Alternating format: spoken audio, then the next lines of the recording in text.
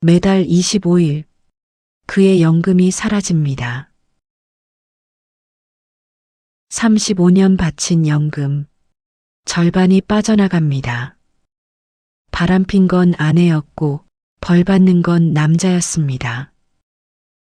요양원 복도 끝에서 그는 주먹을 떨었습니다. 이것은 한 남자의 마지막 이야기입니다. 그 남자는 벤치에 앉아 있었습니다. 요양원 로비 구석, 플라스틱 의자 위에서 꼼짝도 하지 않았습니다. 박종수 64살, 한때 자동차 부품 공장의 반장이었던 사람입니다. 35년을 하루도 빠지지 않고 새벽 5시에 일어났고 밤 9시에 돌아왔습니다. 그렇게 모은 국민연금이 한 달에 246만 원, 적지 않은 돈이었습니다. 그런데 지금 그의 통장에는 매달 123만 원만 남습니다. 나머지 절반은 전 아내에게 갑니다. 바람을 피운 건 아내였습니다. 다른 남자와 손을 잡은 것도, 집을 나간 것도 아내였습니다. 그런데 법원은 말했습니다. 혼인 기간 중 형성된 연금은 부부 공동의 재산이라고. 종수는 그 판결문을 3번을 읽었습니다. 4번째는 읽을 수 없었습니다. 손이 떨려서가 아니었습니다. 글자가 눈에 들어오지 않았습니다. 머릿속이 하얘졌습니다. 그런데 바로 그때 요양원 간호사가 다가왔습니다. 종수 씨 어머님이 면회 오셨냐고 자꾸 물으세요. 종수는 자리에서 일어났습니다. 무릎이 시큰거렸지만 내색하지 않았습니다. 복도를 걸었습니다. 흰 벽 사이로 소독약 냄새가 코끝을 찔렀습니다. 어머니 병실은 복도 맨 끝이었습니다. 문을 열자 87의 어머니가 창밖을 보고 있었습니다. 얇은 흰머리가 베개 위로 흩어져 있었고 굽은 어깨가 더 작아 보였습니다. 어머니가 고개를 돌렸습니다. 우리 아들 왔어. 종수는 어머니 옆에 앉았습니다. 의자가 삐걱거렸습니다. 어머니 잘 지내셨어요? 응, 잘 지냈어. 근데 얼굴이 왜 그래? 밥은 먹고 다니냐? 네, 잘 먹고 있어요. 종수는 거짓말을 했습니다. 오늘 아침도 먹지 못했습니다. 어제 저녁도 라면 반 그릇이 전부였습니다. 어머니는 아들의 손을 꼭 잡았습니다. 주름진 손이 떨리고 있었습니다. 종수 씨는 속으로 이렇게 생각했습니다. 이 손을 잡으려고 여기 온 거야. 이것 말고는 갈 데가 없으니까. 아무도 예상하지 못한 일이 일어난 것은 2년 전이었습니다. 모든 것이 무너지기 시작한 날, 그 이야기를 하려면 35년 전으로 돌아가야 합니다. 종수가 29이던 해, 공장에 첫 출근하던 날, 버스 정류장에서 한 여자를 만났습니다. 그 여자가 이정희였습니다. 훗날 그의 아내가 될 사람, 그리고 그의 연금 절반을 가져갈 사람이었습니다. 하지만 그때는 몰랐습니다. 아무것도 몰랐습니다. 종수는 요양원 창밖을 바라봤습니다. 오후 햇살이 비치고 있었지만 그의 얼굴에는 그림자만 있었습니다. 어머니는 아들의 손을 잡은 채 스르르 잠이 들었습니다. 종수는 손을 빼지 않았습니다. 빼고 싶지 않았습니다. 이 순간만큼은 아무것도 빼앗기고 싶지 않았습니다. 하지만 그에게는 이미 돌이킬 수 없는 것들이 있었습니다. 그리고 사흘 뒤 그의 통장에서 또다시 123만 원이 빠져나갈 것이었습니다. 그것은 35년 전 일이었습니다. 4월의 어느 아침, 29의 박종수는 버스 정류장에 서 있었습니다. 자동차 부품 공장 첫 출근 날, 남색 작업복이 빳빳했고 손에는 도시락이 들려 있었습니다. 어머니가 새벽 4시에 일어나 싸준 도시락이었습니다. 밥 위에 김치와 달걀 부침, 그것이 전부였지만 그 시절에는 그것으로 충분했습니다. 버스가 오지 않았습니다. 종수는 시계를 보며 발을 동동 굴렀습니다. 그때 옆에 한 여자가 서 있는 것을 보았습니다. 나이는 26쯤 되어 보였고 하늘색 블라우스를 입고 있었습니다. 손에 작은 가방을 들고 종수와 같은 방향을 보고 있었습니다. 그 여자가 이정희였습니다. 버스가 30분째 오지 않자 정희가 먼저 말을 걸었습니다. 혹시 239번 버스 타시는 거예요? 네, 맞아요. 저도요. 오늘따라 왜 이렇게 안 오죠? 종수는 고개를 끄덕였습니다. 말주변이 없는 사람이었습니다. 하지만 그날따라 한마디를 더 했습니다. 제가 시간표 한번 볼게요. 그것이 시작이었습니다. 버스 정류장에서 만난 두 사람은 그 뒤로 매일 아침 같은 시간에 서 있었습니다. 석 달이 지나 연애가 시작됐고 1년 뒤 결혼식을 올렸습니다. 결혼식은 작았습니다. 하객 30명에 공장 동료들이 반이었습니다. 신혼집은 반지하 단칸방이었지만 정희는 불평하지 않았습니다. 당신 나 하나만 믿어. 내가 반드시 좋은 집에 살게 해줄게. 종수가 정희에게 한 첫 번째 약속이었습니다. 그리고 정말로 종수는 약속을 지키려 했습니다. 새벽 5시에 일어나 밤 9시에 돌아왔습니다. 주말 특근도 마다하지 않았고 명절에도 공장 문을 열었습니다. 3년 뒤 아들 민수가 태어났고 5년 뒤 딸 수진이가 왔습니다. 반지하에서 빌라로, 빌라에서 24평 아파트로 그렇게 조금씩 올라갔습니다. 종수는 아이들을 업고 놀이공원에 가는 날이 1년의 가장 행복한 날이었습니다. 민수가 아버지 어깨 위에서 소리를 질렀습니다. 아빠 나 높다. 수진이는 종수의 다리에 매달려 웃었습니다. 아빠 나도. 종수는 두 아이를 한꺼번에 안아 올렸습니다. 팔이 떨렸지만 그 무게가 좋았습니다. 정희는 옆에서 웃고 있었습니다. 당신 무리하지 마. 허리 아프면 어떡해. 괜찮아. 이 정도는 괜찮아. 종수는 웃었습니다. 그때 그의 웃음에는 그늘이 없었습니다. 공장 반장으로 승진한 날, 정희가 미역국을 끓여주었습니다. 당신 고생했어. 우리 이제 좀 살만하겠다. 종수는 미역국을 3그릇 먹었습니다. 그 미역국의 맛을 지금도 기억하고 있습니다. 아이들이 자라는 동안 종수의 허리는 점점 굽어갔습니다. 손마디는 굵어졌고 무릎에서는 소리가 났습니다. 하지만 불평하지 않았습니다. 가족이 있었으니까요. 돌아갈 집이 있었으니까요. 미역국을 끓여주는 사람이 있었으니까요. 그것이 종수가 35년을 버틸 수 있었던 이유였습니다. 그런데 그 모든 것이 영원할 수는 없었습니다. 아무도 예상하지 못한 균열이 이미 시작되고 있었습니다. 아직 종수만 모르고 있었을 뿐입니다. 종수가 59이 되던 해 공장에서 퇴직 통보를 받았습니다.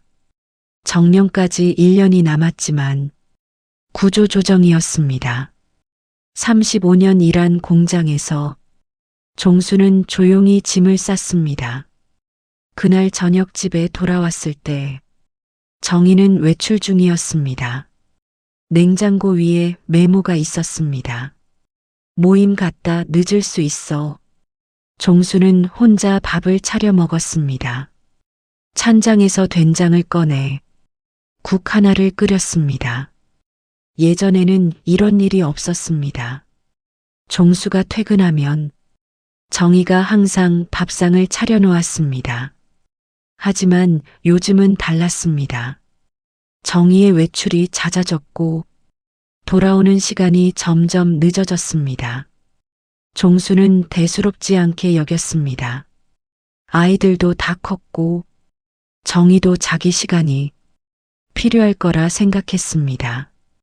퇴직금 정리를 하면서 종수는 국민연금 수령액을 확인했습니다. 한 달에 246만 원, 60세부터 평생 받는 돈이었습니다. 종수는 속으로 이렇게 생각했습니다.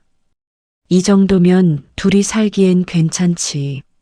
아끼면 여행도 갈 수 있을 거야. 정희에게 말했습니다. 나 연금 확인해 봤는데 한 달에 246만 원이래. 우리 이제 좀 쉬면서 살자. 정희는 고개만 끄덕였습니다. 예전 같았으면 좋아했을 텐데 표정에 변화가 없었습니다. 그 무렵부터 정희의 전화가 이상해지기 시작했습니다. 밤 10시쯤 전화가 오면 정희는 꼭 베란다로 나갔습니다. 목소리를 낮추고 문을 닫았습니다. 종수가 물었습니다. 누구 전화야? 모임 사람이야. 다음 달 여행 갈 때 정하는 중이야. 종수는 더 묻지 않았습니다. 의심하는 것 자체가 자존심이 허락하지 않았습니다. 그런데 바로 그때 결정적인 일이 일어났습니다. 정희의 카드 명세서가 우편함에 꽂혀 있었습니다. 종수가 습관적으로 봉투를 열어보았습니다. 백화점 구두 32만 원, 호텔 뷔페 18만 원, 골프장 그린피 23만 원. 종수는 명세서를 다시 보았습니다. 정희가 골프를 친 적은 한 번도 없었습니다. 이상한 건 그뿐만이 아니었습니다. 호텔 뷔페는 평일 낮이었고 종수가 집에 없는 시간이었습니다. 종수는 명세서를 식탁 위에 올려놓았습니다. 그리고 아무 말 없이 방으로 들어갔습니다. 잠이 오지 않았습니다. 천장을 바라보며 같은 생각이 머릿속을 맴돌았습니다.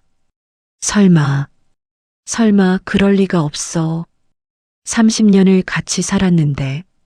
하지만 가슴 한쪽이 무거워지는 것은 어쩔 수 없었습니다. 새벽 3시 정희가 잠든 사이 종수는 거실로 나왔습니다.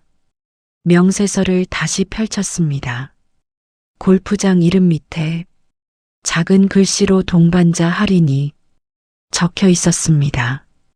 둘이 갔다는 뜻이었습니다. 종수는 명세서를 접어서 서랍 안에 넣었습니다. 손끝이 차가웠습니다. 그날 밤 이후 종수의 눈에는 전에 보이지 않던 것들이 하나씩 보이기 시작했습니다. 그리고 그것들은 한번 보이기 시작하자 멈출 수가 없었습니다. 카드 명세서를 본 뒤 종수는 달라졌습니다. 겉으로는 아무렇지 않은 척했지만 속으로는 매일 밤 같은 질문을 되풀이했습니다. 정희가 외출할 때마다 종수의 눈이 시계를 향했습니다. 나간 시간과 돌아온 시간을 머릿속에 기록했습니다. 화요일 오전 10시 외출, 오후 4시 반 귀가, 수요일 오후 1시 외출, 밤 9시 귀가. 정희의 외출 패턴에는 규칙이 있었습니다. 화요일과 목요일은 반드시 나갔고 돌아올 때면 샤워부터 했습니다. 종수는 눈치채지 못한 척 식탁에 앉아 있었습니다. 신문을 펼쳤지만 글자는 눈에 들어오지 않았습니다. 어느 목요일 저녁 정희가 돌아왔습니다. 오늘 모임 어땠어? 응, 그냥 그랬어. 종수는 고개를 끄덕였습니다. 하지만 정희의 귀 뒤에서 향수 냄새가 났습니다. 정희가 쓰지 않는 향수였습니다. 종수는 아무 말도 하지 않았습니다. 참았습니다.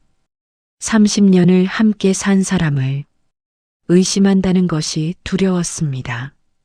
그런데 바로 그때 아들 민수에게서 전화가 왔습니다. 아버지, 요즘 어머니 좀 어떠세요? 왜, 무슨 일 있냐? 아니요, 그냥요. 어머니가 요즘 제 전화도 잘 안 받으셔서요. 끊고 나서 종수는 생각했습니다. 민수도 뭔가 느끼고 있는 건가? 2주일 뒤 종수는 처음으로 정희의 휴대폰을 확인했습니다. 새벽 2시 정희가 잠든 사이 거실 소파 위에 놓인 전화기를 조심스럽게 들었습니다. 비밀번호가 바뀌어 있었습니다. 예전에는 아들 생일이었는데 더 이상 열리지 않았습니다. 종수는 전화기를 내려놓았습니다. 입술을 깨물었습니다. 비밀번호를 바꿨다는 것, 그것만으로도 충분했습니다. 며칠 뒤 딸 수진이가 집에 들렀습니다. 아빠 안색이 안 좋아요. 무슨 일 있어요? 없다, 괜찮아. 수진이는 걱정스러운 눈으로 아버지를 바라보았습니다. 아빠, 혹시 엄마랑 싸웠어요? 안 싸웠어, 걱정 마라. 종수는 딸에게도 말하지 않았습니다. 차마 입이 떨어지지 않았습니다. 자식에게 엄히 흉을 본다는 것이 그의 자존심이 허락하지 않았습니다. 수진이가 돌아간 뒤 종수는 현관문 앞에 서 있었습니다. 한참을 움직이지 못했습니다. 결국 종수는 결심했습니다. 목요일 아침 정희가 외출한 뒤 종수도 집을 나섰습니다. 정희의 차를 따라갔습니다. 20분쯤 달렸을 때 정희의 차가 멈춘 곳은 시내 한복판에 고급 오피스텔 주차장이었습니다. 종수는 차 안에서 1시간을 기다렸습니다. 오피스텔 로비에서 정희가 나왔습니다. 옆에 남자가 있었습니다. 50대 후반으로 보이는 남자, 다부진 체격의 검은 코트를 입고 정희의 허리에 손을 올렸습니다. 정희가 웃고 있었습니다. 종수가 30년 동안 보지 못했던 표정이었습니다. 종수의 손이 핸들 위에서 하얗게 변했습니다. 이를 악물었지만 차에서 내리지 못했습니다. 30년이었습니다. 30년을 함께 산 사람이 다른 남자의 손에 허리를 맡기고 웃고 있었습니다. 종수는 차 안에서 이마를 핸들에 대었습니다. 눈을 감았습니다. 감아도 그 장면이 지워지지 않았습니다. 그날 이후 종수는 단 한 번도 같은 눈으로 정희를 보지 못했습니다. 종수가 정희에게 따진 것은 그로부터 일주일 뒤였습니다. 일주일 동안 종수는 매일 밤 잠을 이루지 못했습니다. 밥맛이 사라졌고 몸무게가 3kg 빠졌습니다. 목요일 밤 정희가 외출해서 돌아왔습니다. 현관문이 열리는 소리에 종수가 거실에 앉아 있었습니다. 식탁 위에 카드 명세서가 펼쳐져 있었습니다. 정희는 명세서를 보고 잠깐 멈칫했습니다. 하지만 곧 아무렇지 않은 듯 구두를 벗었습니다. 종수가 입을 열었습니다. 앉아. 정희가 의자에 앉았습니다. 이게 뭐야? 정희는 명세서를 내려다보았습니다. 카드값이잖아, 왜? 골프장은 누구랑 갔어? 정희의 눈이 잠깐 흔들렸습니다. 하지만 곧 표정을 추슬렀습니다. 모임 사람들이랑 갔어. 레슨 받는 중이야. 종수는 주머니에서 사진 한 장을 꺼냈습니다. 오피스텔 앞에서 찍은 사진이었습니다. 정희와 남자가 나란히 서 있는 정희의 얼굴이 굳었습니다. 이 남자가 누구야? 정희는 3초간 아무 말이 없었습니다. 그리고 고개를 들었습니다. 그 눈빛이 달라져 있었습니다. 미안함도 당황함도 아니었습니다. 차가운 것이었습니다. 알았으면 어쩔 건데. 종수의 주먹이 떨렸습니다. 30년이야, 30년. 내가 30년을 뭘 하며 살았는데. 새벽부터 밤까지 일해서 이 집 이 살림 다 만들어놨더니 이게 내가 할 짓이야. 정희는 자리에서 일어나지 않았습니다. 나도 30년이야. 30년을 이 집에 갇혀서 당신 밥 차리고 아이들 키우고 그게 내 인생의 전부였어. 종수의 목소리가 갈라졌습니다. 그래서 바람을 피운 거야. 그게 이유가 되냐? 정희가 식탁을 내려다보며 말했습니다. 당신은 돈만 벌어오면 다 한 줄 알았지. 내가 뭘 좋아하는지 한 번이라도 물어본 적 있어. 종수는 할 말을 잃었습니다. 입술만 달싹였지만 소리가 나오지 않았습니다. 그런데 바로 그때 현관문이 열렸습니다. 아들 민수가 서 있었습니다. 뒤에 수진이도 있었습니다. 민수가 말했습니다. 아버지, 어머니, 무슨 일이에요? 종수는 아이들을 보고 입을 다물었습니다. 정희가 먼저 말했습니다. 아빠랑 이혼하기로 했어. 종수가 고개를 돌렸습니다. 내가 언제? 정희가 종수를 바라보았습니다. 당신도 알잖아. 이미 끝난 거. 수진이가 울기 시작했습니다. 엄마, 그게 무슨 말이에요? 민수는 아무 말이 없었습니다. 표정이 굳어 있었지만 놀란 표정은 아니었습니다. 종수는 그것을 놓치지 않았습니다. 너 알고 있었냐? 민수가 고개를 숙였습니다. 아버지, 저도 어쩔 수 없었어요. 어머니가 말씀하지 말라고. 종수의 다리에서 힘이 빠졌습니다. 의자에 주저앉았습니다. 아들이 알고 있었습니다. 아들이 알고도 숨겼습니다. 평생 뭘 배운 거야? 이놈이 어디서 아비를 속여. 민수가 고개를 더 숙였습니다. 아버지, 죄송합니다. 수진이가 종수에게 다가왔습니다. 아빠, 괜찮아요. 아빠, 진정하세요. 종수는 딸의 손을 뿌리쳤습니다. 뿌리치고 나서 바로 후회했지만 이미 손은 허공에 있었습니다. 거실에 침묵이 내려앉았습니다. 시계 소리만 똑딱거렸습니다. 정희가 일어서며 말했습니다. 나 내일 짐 싸서 나갈게. 변호사는 내가 구했으니까 당신도 알아서 해. 정희는 방으로 들어갔습니다. 문이 닫혔습니다. 종수는 식탁 위의 명세서를 한참 내려다보았습니다. 골프장 32만 원, 호텔 뷔페 18만 원. 그 숫자들이 눈앞에서 흐릿해졌습니다. 그날 밤 종수는 현관 신발장 옆에 앉아 아침이 올 때까지 그 자리를 뜨지 못했습니다. 이혼 절차는 2달 만에 끝이 났습니다. 정희는 변호사를 이미 준비해둔 상태였습니다. 종수는 뒤늦게 변호사를 구했지만 합의는 빠르게 진행됐습니다. 아파트는 정희가 가져갔습니다.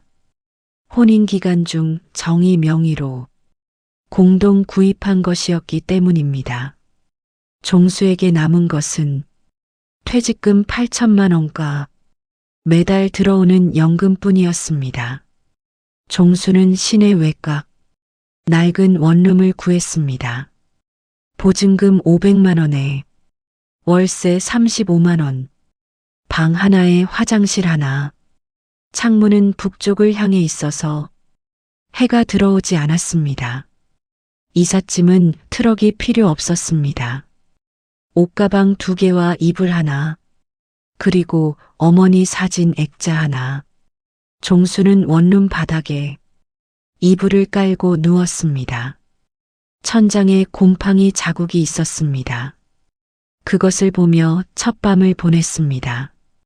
30년 전 신혼집도 반지하였습니다.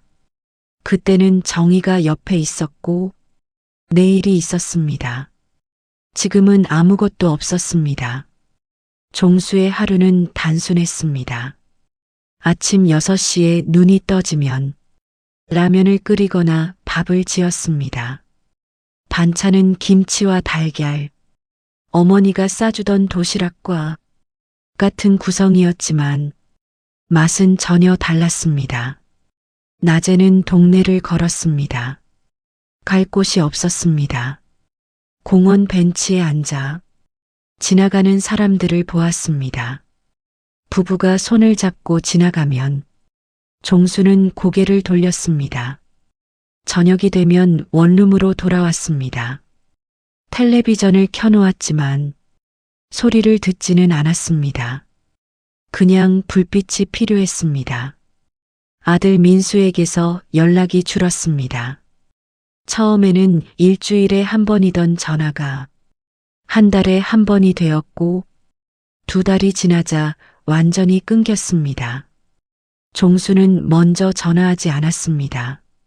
자존심 때문이 아니었습니다.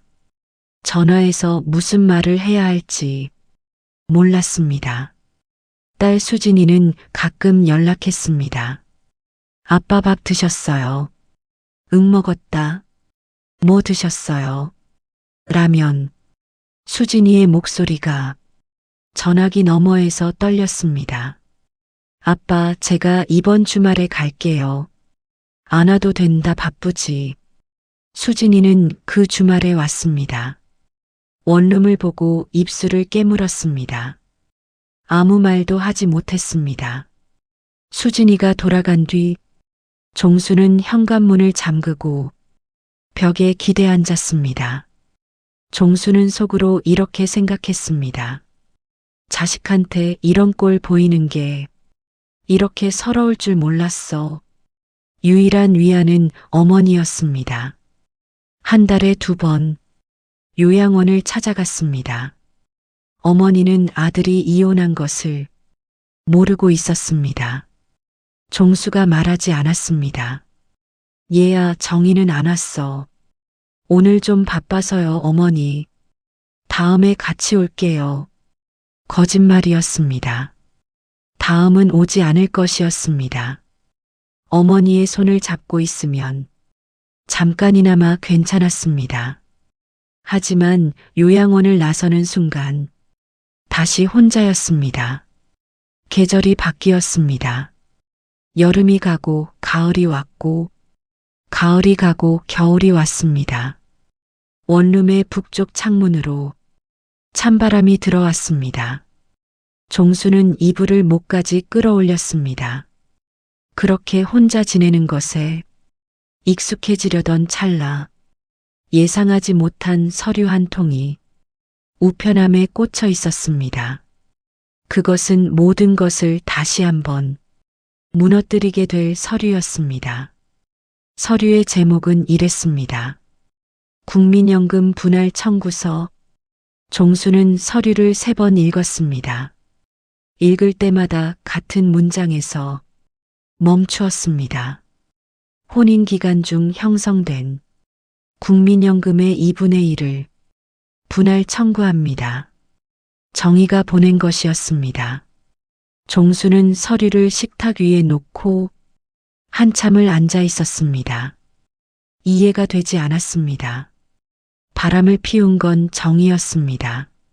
집을 나간 것도 정이었습니다. 그런데 연금까지 가져간다는 것은 무슨 의미입니까? 종수는 변호사를 찾아갔습니다. 이혼 전문 최영준 변호사. 수임료 300만 원이 아까웠지만 다른 방법이 없었습니다. 변호사 사무실은 3층에 있었습니다. 좁은 사무실에 책이 빼곡했고 최 변호사는 서류를 펼치며 말했습니다. 박 선생님, 결론부터 말씀드리면 이기기 어렵습니다. 종수가 물었습니다. 왜요? 바람핀 건 아내인데 왜 내 연금을 가져가요? 최 변호사가 안경을 고쳤으며 말했습니다. 국민연금 분할 청구는 이혼 사유와 무관합니다. 혼인 기간이 5년 이상이면 유책 배우자도 청구할 수 있습니다. 종수의 손이 떨렸습니다. 그게 무슨 법이에요? 바람 피워놓고 연금까지요. 최 변호사는 잠시 침묵했습니다. 마음은 이해합니다. 하지만 법은 감정으로 판단하지 않습니다. 혼인 기간 30년이시니까 연금의 50%가 분할 대상입니다. 종수는 의자에 등을 기댔습니다. 천장을 올려다보았습니다. 그런데 바로 그때 최 변호사가 한마디를 더했습니다. 그리고 하나 더 말씀드릴 게 있습니다. 상대 측 변호사가 연락을 해왔는데 박 선생님 아드님이 어머님 측 증인으로 출석하겠다고 했답니다. 종수의 눈이 크게 떠졌습니다. 민수가 뭐라고요? 내 아드님이 어머님의 가사 기여도를 증언하겠다고 했답니다. 종수는 자리에서 일어섰습니다. 다리가 풀려 다시 앉았습니다. 내 아들이 자기 아비 연금을 가져가라고 증인을 선다고요. 최 변호사가 고개를 숙였습니다. 유감입니다만 그렇습니다. 종수는 사무실을 나왔습니다. 엘리베이터를 타지 않고 계단을 내려갔습니다. 한 계단 한 계단. 발이 무거웠습니다. 건물 밖으로 나왔을 때 가을 바람이 불었습니다. 종수는 가로수 아래에서 한참을 서 있었습니다. 종수는 속으로 이렇게 생각했습니다. 35년을 일했어. 새벽에 일어나고 밤에 돌아왔어. 허리가 부서지도록 일했어. 그 돈을 왜 빼앗겨야 해? 하지만 대답은 없었습니다. 집에 돌아온 종수는 민수에게 전화를 걸었습니다. 신호가 갔지만 받지 않았습니다. 두 번째 전화도, 세 번째 전화도 받지 않았습니다. 수진이에게 전화했습니다. 수진아, 오빠한테 연락 좀 해봐. 아빠, 무슨 일이에요? 오빠가 내 엄마 편에서 증인을 선대. 내 연금 가져가라고. 수진이가 말이 없었습니다. 오래 침묵한 뒤 말했습니다. 아빠, 저도 몰랐어요. 오빠한테 얘기해 볼게요. 수진이의 목소리도 예전 같지 않았습니다. 어딘가 지쳐있는 듯한 목소리. 종수는 전화를 끊고 원룸 바닥에 앉았습니다. 내 눈에 흙이 들어가기 전엔 이런 일은 없을 줄 알았어. 그것은 종수가 혼자 중얼거린 마지막 말이었습니다. 그리고 2달 뒤 법원의 판결이 내려지게 됩니다. 법원 복도는 조용했습니다. 종수는 나무 벤치에 앉아 손을 무릎 위에 올려놓고 있었습니다. 양복을 입었습니다. 10년 만에 꺼낸 양복이 어깨 쪽이 헐거웠습니다. 몸이 그만큼 줄어든 것이었습니다. 최 변호사가 옆에 서서 서류를 정리하고 있었습니다. 박 선생님 마음 단단히 드세요. 오늘 결과가 어떻게 나오든 준비는 해두셔야 합니다. 종수는 고개를 끄덕였습니다. 복도 저쪽 끝에서 정희가 걸어오고 있었습니다. 검은 코트를 입고 머리를 단정하게 올렸습니다. 옆에는 정희의 변호사가 있었고 그 뒤에 민수가 걸어오고 있었습니다. 종수와 민수의 눈이 마주쳤습니다. 민수가 먼저 고개를 돌렸습니다. 종수는 아들의 뒷모습을 보았습니다. 그 등이 낯설었습니다. 35년 전 업어주던 그 작은 등이 아니었습니다. 재판은 1시간 30분 동안 진행됐습니다. 정희 측 변호사가 말했습니다. 이정희 씨는 혼인 기간 30년 동안 가사와 양육을 전담하였으며 이는 박종수 씨의 연금 형성에 실질적 기여를 한 것입니다. 민수가 증인석에 섰습니다. 어머니는 30년간 아버지의 식사와 빨래와 집안 살림을 전부 도맡았습니다. 아버지가 일할 수 있었던 건 어머니 덕분이었습니다. 종수는 아들의 증언을 들으며 입술을 깨물었습니다. 피가 날 정도로 깨물었지만 아무 말도 하지 않았습니다. 그런데 바로 그때 판사가 질문을 했습니다. 증인에게 묻겠습니다. 피청구인 박종수 씨가 혼인 기간 중 가정에 기여한 바는 없다고 보십니까? 민수가 잠깐 멈칫했습니다. 아버지도 열심히 일하셨습니다. 하지만 이후의 말을 종수는 듣지 못했습니다. 귀에서 윙하는 소리가 났고 법정의 소리가 멀어졌습니다. 최 변호사가 종수의 팔을 가볍게 잡았습니다. 박 선생님 괜찮으세요? 괜찮습니다. 판결은 오후 3시에 내려졌습니다. 주문, 피청구인 박종수의 국민연금 중 혼인 기간에 해당하는 부분의 2분의 1을 청구인 이정희에게 분할한다. 최 변호사가 종수에게 결과를 설명했습니다. 월 246만 원의 절반, 123만 원이 매달 전 배우자에게 지급됩니다. 종수는 아무 말도 하지 않았습니다. 법정을 나왔습니다.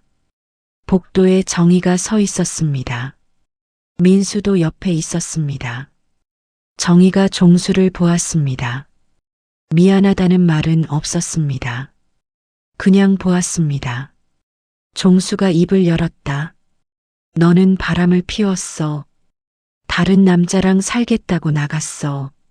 근데 내 연금은 가져간다고. 그게 사람이 할 짓이야.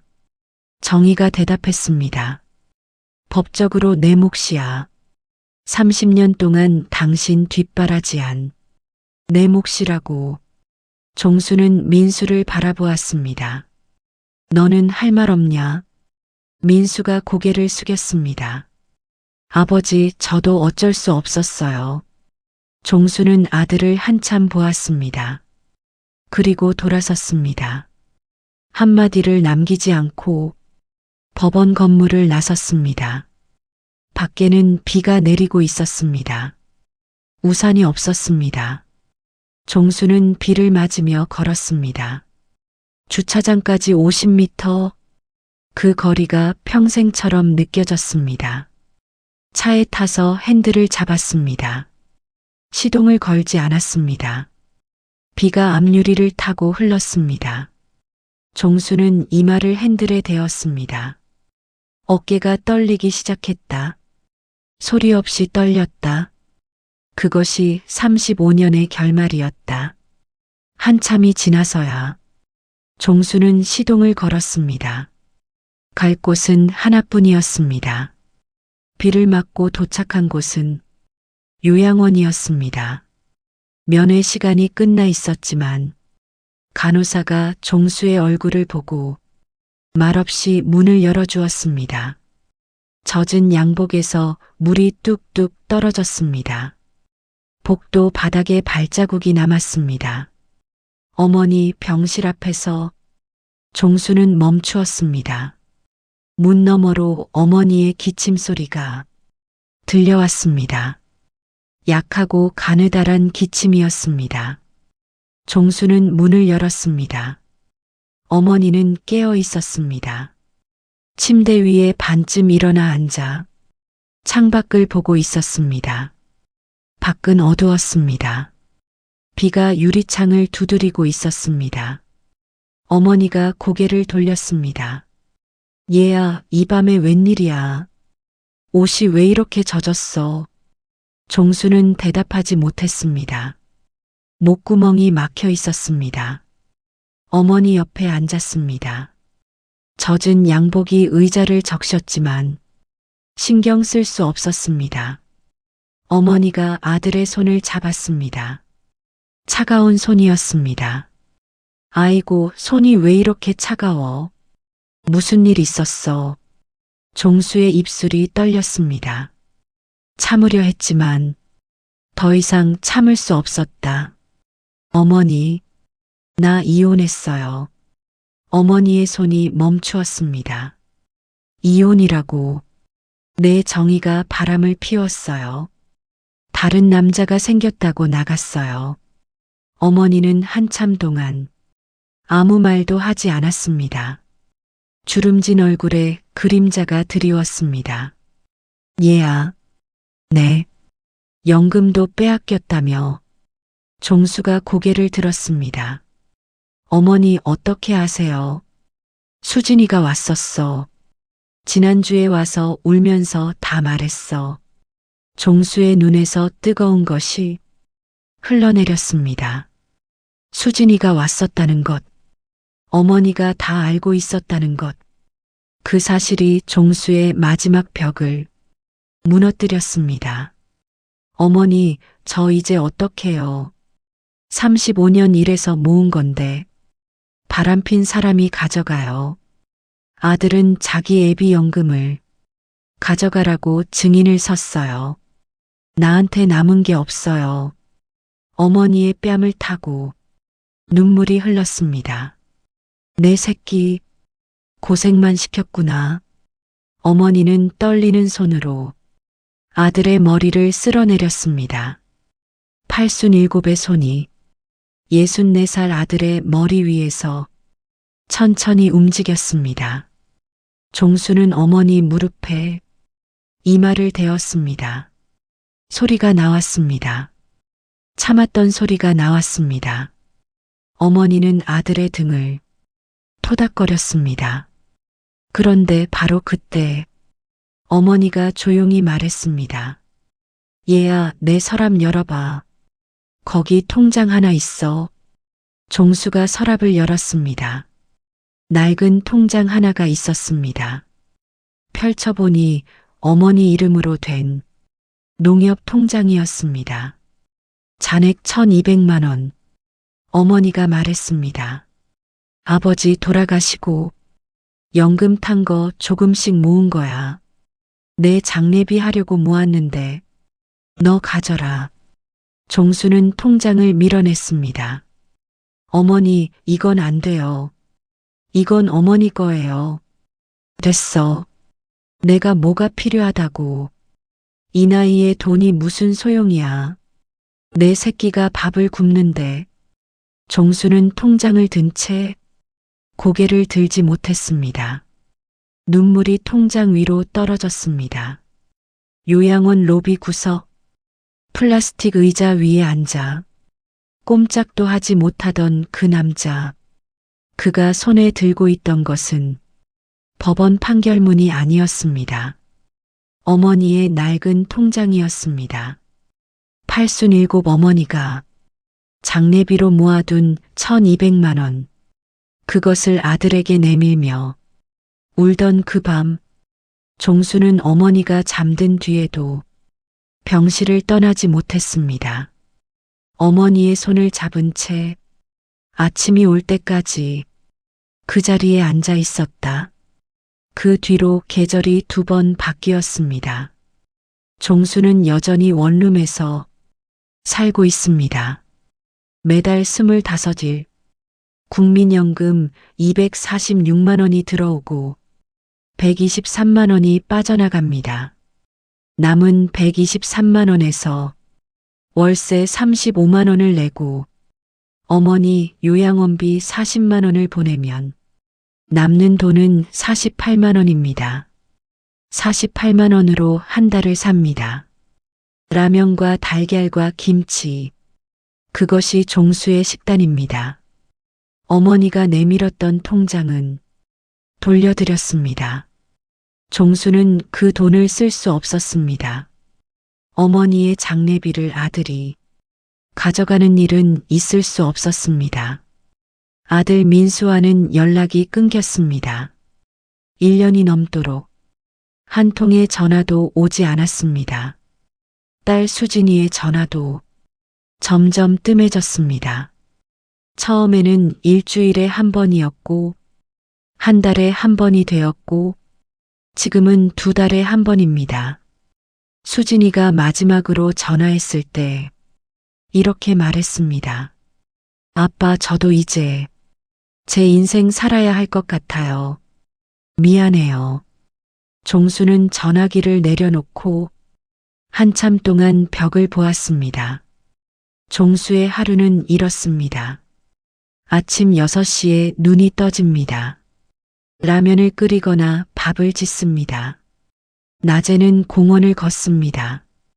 저녁에는 텔레비전을 켜놓고 소리를 듣지 않습니다. 한 달에 2번 요양원에 갑니다. 어머니 손을 잡고 앉아 있습니다. 어머니는 요즘 종수를 못 알아보는 날이 늘었습니다. 치매가 조금씩 진행되고 있습니다. 그래도 종수는 갑니다. 어머니가 알아보든 못 알아보든 그 손을 잡는 것이 유일하게 남은 일이니까요.